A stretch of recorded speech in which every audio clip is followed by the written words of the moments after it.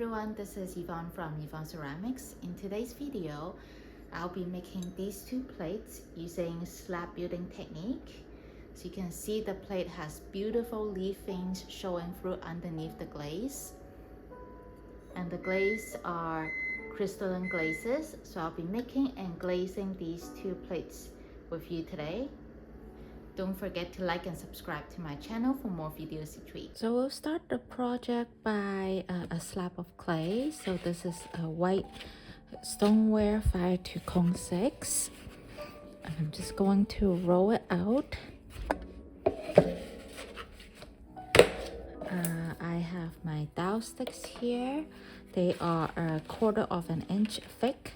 So I'm just going to place them on either side of my clay while I roll it out, so just to make sure that my clay is about 1/4 of an inch thickness. So I've already rolled out my slab. I have my yellow rib here. I'm going to just smooth out the surface of my slab to make sure that there's no bubbles and it's smooth and nice. And next I have my leaf. I picked this out during the summer and preserved the leaf so that I can use it in the winter time. I love the veins on this leaf and the shape. It look really nice. So I'm going to just kind of make sure, and I'm not going to use the stem here, so I think I'll have one here. And I'm just going to roll this onto the clay slab. Oh, let me just move this up there. So I'll just gently roll this leaf on the clay slab like that.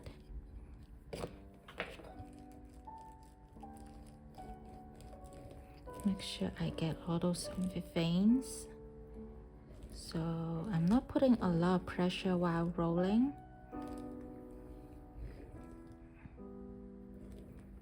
Okay, so I think that's pretty good.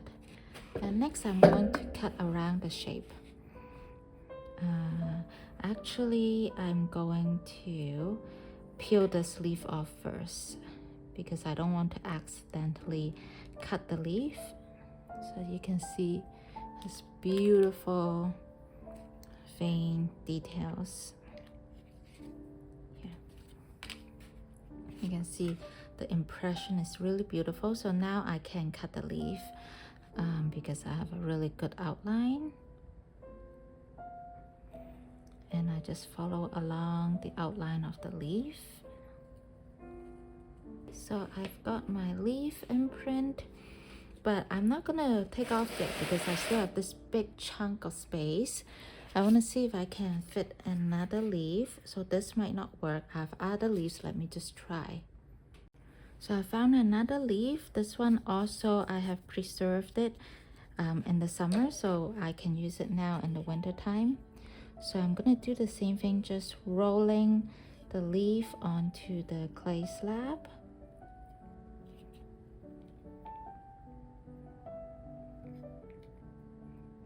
Perfect. It looks really nice as well.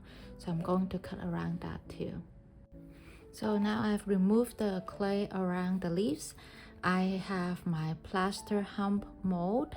I'm going to put my leaf on my hump mold. I have a bigger one and a smaller one. For the smaller leaf, which is this one, I'm just going to put it on my smaller mold. And for the bigger one, I'm going to put it on the bigger mold. Okay, I'll just show you guys. This one is the bigger mold, and I just put it on top of this plaster mold and then just gently shaping the leaf onto the mold like so. Once you're happy, you can just leave it on the side. And for the small mold, I'm gonna do the same thing, just gently shape the leaf onto the mold.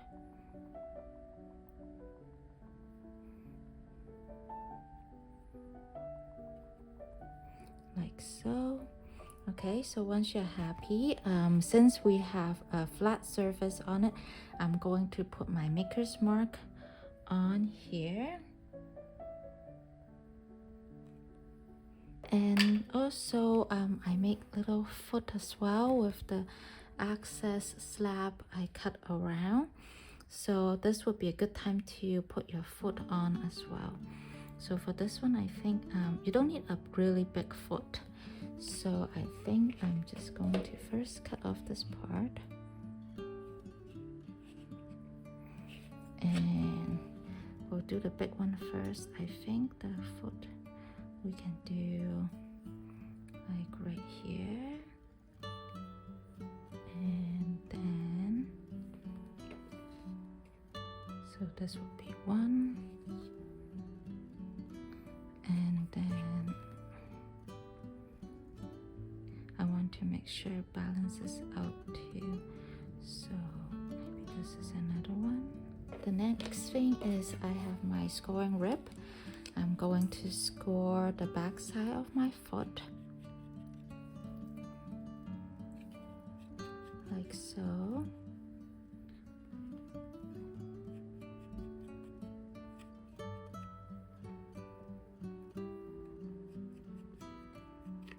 After scoring it, then I'm going to get my little paintbrush with water. Let's get some slip. Yeah, I got some slip as well. And then I'm going to put that on the back of my foot like that. And put that here. Just press it down. Same for this one. On here, press it down. So after pressing it down onto the clay plate, I'm using my paintbrush dipped in water. I'm just going to go around all the edges of my foot just to create a nice seal between the foot and the plate. And also this is also a really good way if there's any slip that came out from when I'm pressing it down, such as here. I'm sure you can see here there's a little bit of slip that came out. So this cleaning up can also take away any slip that came out from under the foot. It's a really good way to clean up. Alright, so this has been sitting on the mold for I would say 15 minutes or even 10 minutes. So not a very long time, but I can feel that it has firmed up quite a bit. So I've got a wooden bat here. I'm just gonna place this on the back side of the plate and just do a flip over and take this off. And there I have my plate.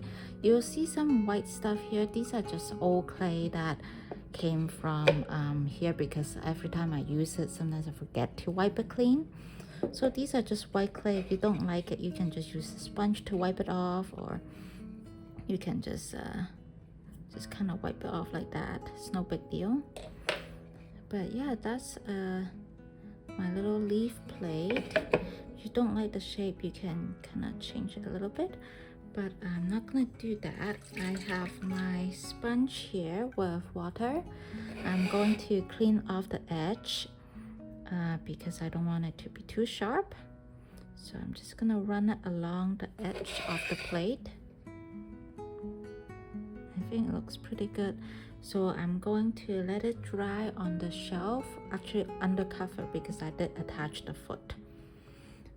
One thing I do want to check is sometimes if you can see, let me move my finger here, I like to check whether the foot is touching the flat surface because I don't want the plate to be wobbly after it's dried.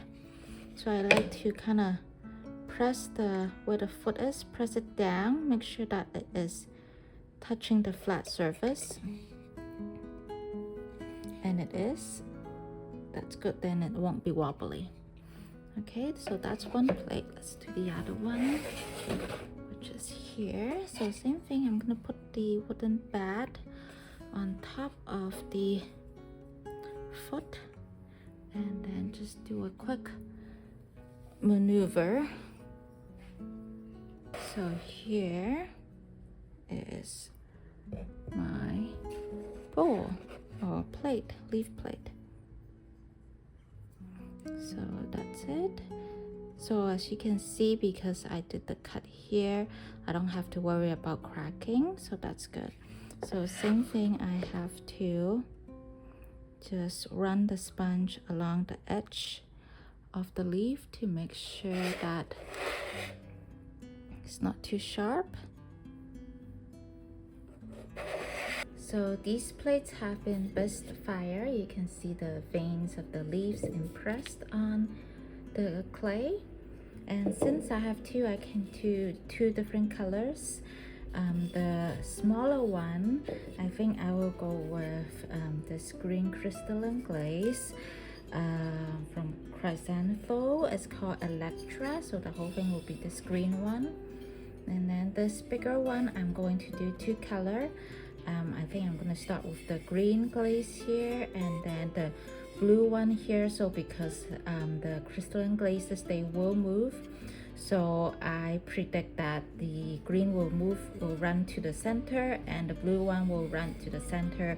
So it'll be a mix of the green and blue in the middle here. So the blue one is this one here with the blue crystals. So we will start with this one first with just the green glaze. So it looks like this. It's ready to brush on, this one here. So when I pour it out from the bottle, it's ready to brush on. It's a little thicker consistency. So I'm just gonna mix it around with my wet paintbrush, so it'll be easier to brush on. So with the crystalline glaze, even though it's ready to brush on, I still need to brush on a couple of coats. The bottle recommend about 4 coats, 3 to 4 coats, but I like to brush on a little bit more just to be safe. So I like to brush on about 5 coats of this crystalline glaze. And I do need to dry in between coats too. So that's 1 coat. I'm going to let it sit aside and move on to this one. This one also, I want to have the green glaze over here. And because I know it will run on this one, so I am being careful not to go onto the edge of this plate because I don't want it to run down onto my kiln shelf. Just kind of roughly doing to the middle of this plate. It doesn't have to be exactly, just kind of around here. So while I wait for the green glaze to dry, I also poured out the blue glaze. Let me mix it up a bit, and then I'm gonna brush on blue on this side of the plate.